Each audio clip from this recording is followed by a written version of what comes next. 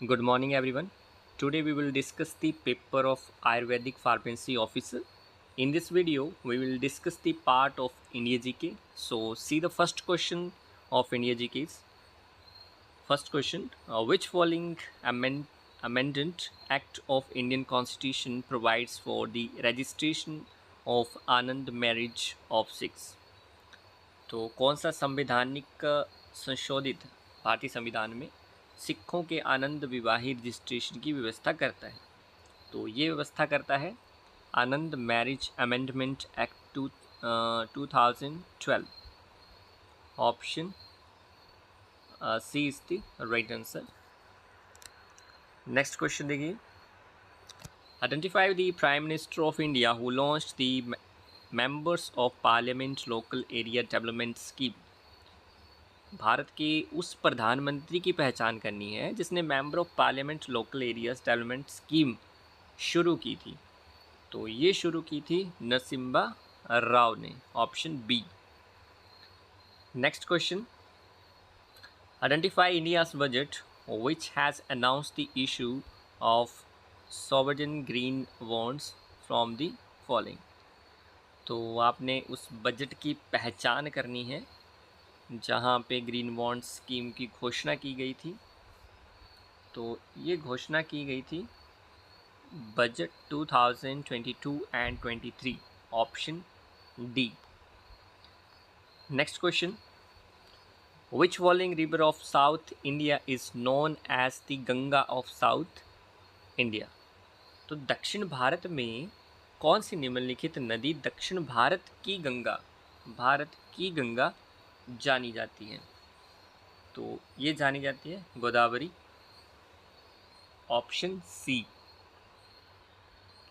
Next question. Which following Indian language is recognised as an official language in Singapore. तो भारतीय भाषा को Singapore में राजकीय भाषा की स्वीकृति मिली है. तो ये मिली है तमिल को. Option A. Next question. Identify the painter who has made the painting of Dandi march from the following. Dandi march शीर्षक चित्रकला के चित्रकार की पहचान करनी है. तो ये थे Nandlal Bose. Option C. Next question. What is the percentage of share of women MPs in Indian parliament 2019 and 24. तो कितनी महिला सांसद सदस्यों की प्रतिशत भागीदारी आपने बतानी है 2019 और 24 के बीच में रही थी. तो ये थी 14.9%. Next question. How many Muslim seats were won by the Muslim League in election to the constitute assembly in July 1946. संवैधानिक सभा के जुलाई 1946 के चुनावों में मुस्लिम लीग को कितनी सीटें मिली थी, उन्होंने जीती थी? तो ये थी 73. Option B. Next question. Identify the location of the university of peace established by the UNO by a treaty in 1980. UNO की संधि द्वारा 1980 में यूनिवर्सिटी ऑफ पीस की स्थापना कहाँ पे की गई थी?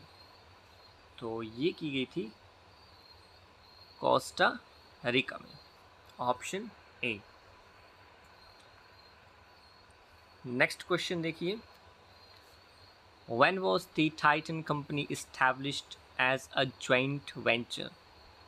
टाइटन कंपनी की एक संयुक्त परियोजना के तौर पर कब स्थापना हुई थी?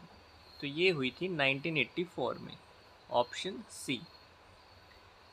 Next question. Identify the country where the 19th summit of NAM non-alignment movement was organized in January 2024. तो जनवरी 2024 में आयोजित नाम का 19वां सम्मेलन कहाँ पे आयोजित किया गया था? ये किया गया था युगांडा में. Option B. Next question. The United Nation day for south corporation is. South south corporation का संयुक्त राष्ट्र का दिवस कौन सा है? तो ये है 12 सितंबर, ऑप्शन डी। नेक्स्ट क्वेश्चन देखिए, identify the author of book Elon Musk from the following. Elon Musk शीर्षक की पुस्तक के लेखक की पहचान करनी है। तो ये है वाल्टर isaacson, ऑप्शन ए।